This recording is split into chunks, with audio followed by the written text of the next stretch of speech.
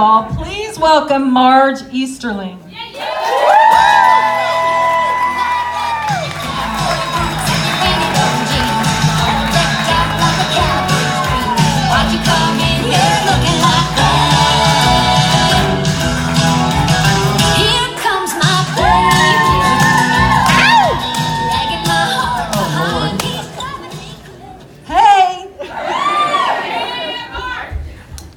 Aloha.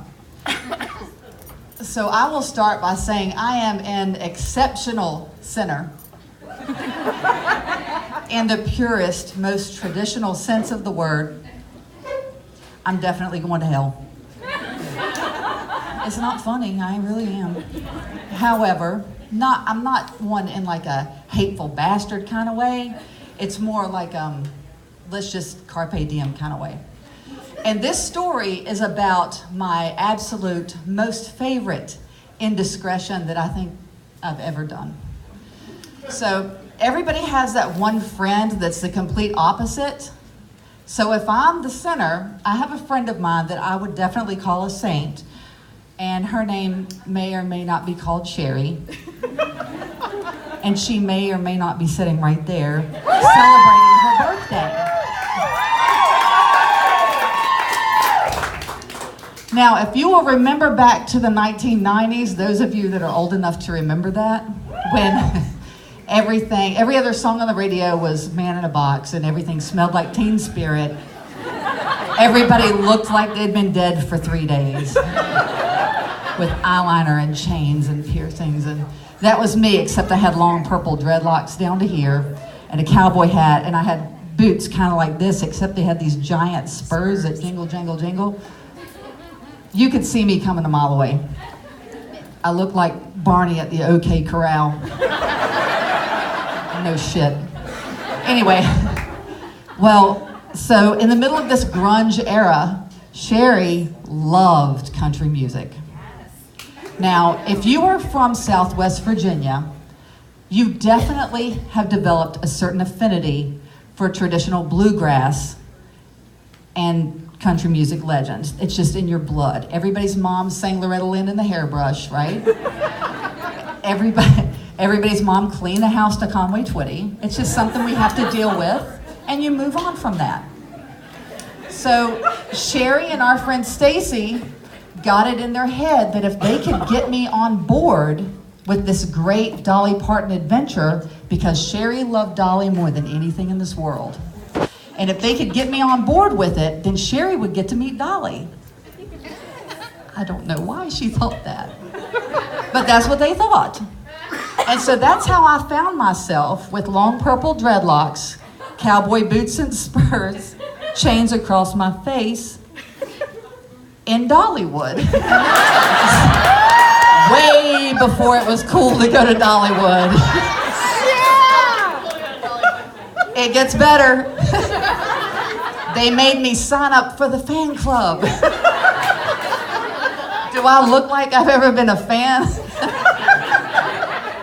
And I had to go on Ambassador Day when she was in the park. I had to go to the parade. I had to go to the picnic. I had to go to the concert, which was fabulous, I'm just saying. Like, this was not my people. I mean, I had the cowboy hat and the boots, but these people had like tube tops and cut off jeans with snot-nosed mullet children, you know what I'm saying? Like, they were sweating all over me. It was hot. Obviously, I don't do the sun. I don't know if y'all can tell. It was brutal. It was a fresh kind of hell, for real. But I did it. Needless to say, that weekend ended exactly like I expected it to. Sherry with these big crocodile tears in the parking lot late at night, devastated because she didn't meet Dolly after we had been kicked out by security for hiding by Dolly's apartment after the park closed. Now, it gets better. The following year, she wrote a book and did a promotional book tour. And they came, I was living in Birmingham, Alabama. They came down to see me. And for some reason, I thought, okay, hey, let's do it. I ended up at Books A Million at 4 o'clock in the morning. Yes! First in line to see Dolly on her book tour. So, we waited in line 7 fucking hours. Just so you know, I became intimately familiar with the layout of that particular Books A Million, which came in real handy here shortly. So, we get through there, we're first, we meet Dolly, she signs everything, Sherry gets to meet her, we talk to her for all of 2 minutes and 45 seconds. Dream achieved, mission accomplished, cross it off the bucket list, hell yes, let's get the... So we leave, and as we're walking out the door, Sherry goes, I really like that Dolly stand-up.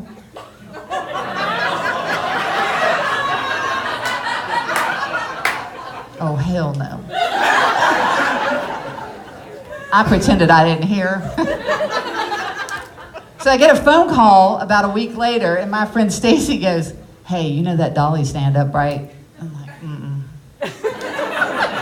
It's a life-size cardboard cutout of Dolly Parton wearing one of those $1 million beaded gowns with the big giant 80s Aquanet hair. You know what I'm talking about? Like this, hold on.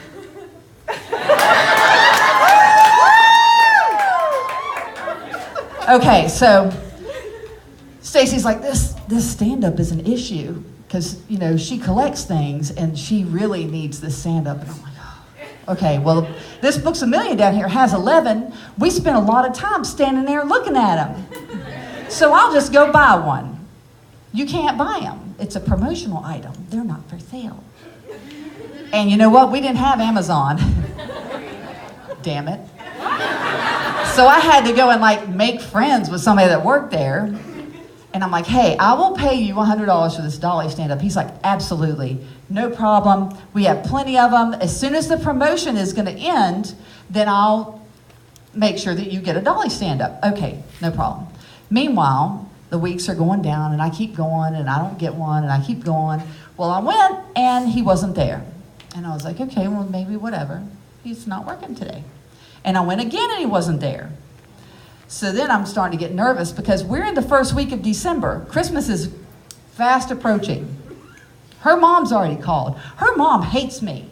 Like, seriously, Sherry's mom to this day hates my guts because of some kind of Motley Crue after party. That's another story that we can get into another day. Anyway, so, like, I knew it was an issue. And I'm like, okay, what's going on? So I asked the manager, I was like, hey, where's your boy that works here? He's like, oh no, he's fired. I'm like, oh my God. Why'd he get fired? Selling Dolly stand-ups. Motherfucker didn't sell me one, did he? So the next day is my Christmas party at work. At this club that I work at, that's another story. We'll talk about that later. And we're all hanging out, having a couple of drinks. We were shit-faced, to be honest. And everybody knew what was going on with Sherry. Everybody loves Sherry. She's everybody's favorite wholesome friend, because we're not. And so they were all, everybody's looking for this stand-up. And I told them what happened.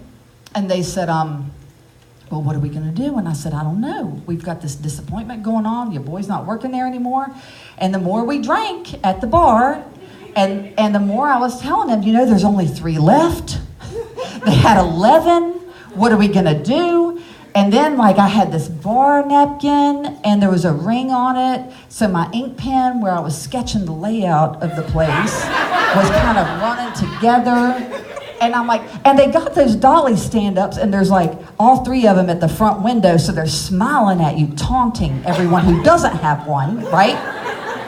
And they've like encased them in this big circle tower of books to make it only slightly more difficult to get them. Anyway, so I'm like, look, this is the layout, this is what's going on. So Books A Million closes at 11. We're a little tipsy. It's 10:30. My cousin was down from Tennessee, and my dear friend Christy, and they said, hey, let's go get it. How bad can it be, right? I have purple hair and spurs that you can hear me coming a mile away. You guys go in first and be distracting. It'll be fine. Christy's boyfriend, who is not important enough to have a name, was a getaway driver. And the plan was for me to let them go in first, talk to somebody that worked there and get them involved in something else, and then I was going to go in. You remember Books A Million, you had to go in one way, go all the way through the store, go through the registers, and then you could leave. And Dolly was up by where you could leave, in the Tower of Books. Well, we get there and there's only one lonely Dolly left. She was just sad. I could see the tear glinting in the corner of her eye as she was going, begging me to take her home, right? So Christy and Tara went in first, drunk as shit, completely useless. They didn't talk to anybody. They just like giggled and were stupid in the clearance section. I go rolling through there like purple haze or some shit. Aunt B is at the register going, what the fuck am I? I reach over, once I got through the register, I reach over, I snatch Dolly up by her ample cardboard bosom, tuck that bitch under my and then I realized that she's not bending. How the hell am I gonna get her out the door? I'm trying to hold her, hold the door, and maneuver out with my spurs dragging.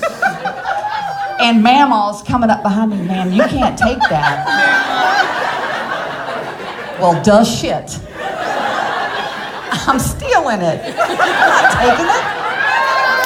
What are you talking about? So I realized that I was not going to be able to get her out, so I just drop kicked the door open, maneuvered Dolly out at a 90-degree angle. I felt like, you know how Peter Rabbit must have felt when he shimmied under the thing and escaped from Mr. McGregor? Yeah, that was me and Dolly. And then I'm like, how the hell are we going to fit her in the car? Damn, we didn't think this through like I thought we had. It seemed such a great idea. So here comes Christy and Tara. And they tell the woman to stay in the Books A Million, which is good. I didn't want to have to, you know, look at her mean or something. What was I going to do to the old lady, right? So Mamaw's like cowering behind the door. And they run around, open the door, roll down the window so we can shove Dolly through the car and her big old cotton candy hair comes out the other side. They get in one side and then I hop in the back. I couldn't shut the door because her little sparkly heels were hanging out, right? And then He Who Shall Remain Nameless takes off, flying through the parking lot, and my spurs are like shooting sparks as we're taking off. I never went to that Books A Million again. I know I was on America's Most Wanted for at least 3 months, but my career as a hardened criminal never took off. I took that Dolly stand-up back up to Virginia for Sherry for Christmas. She was very excited. And do you know, being the collector that she is, that she still has Dolly to this day?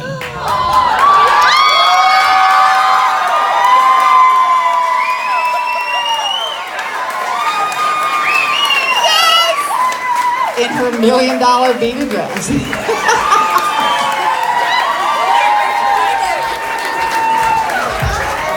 And it really is Sherry's birthday if anybody wants to buy her a drink. Because the more we drink, the better we look.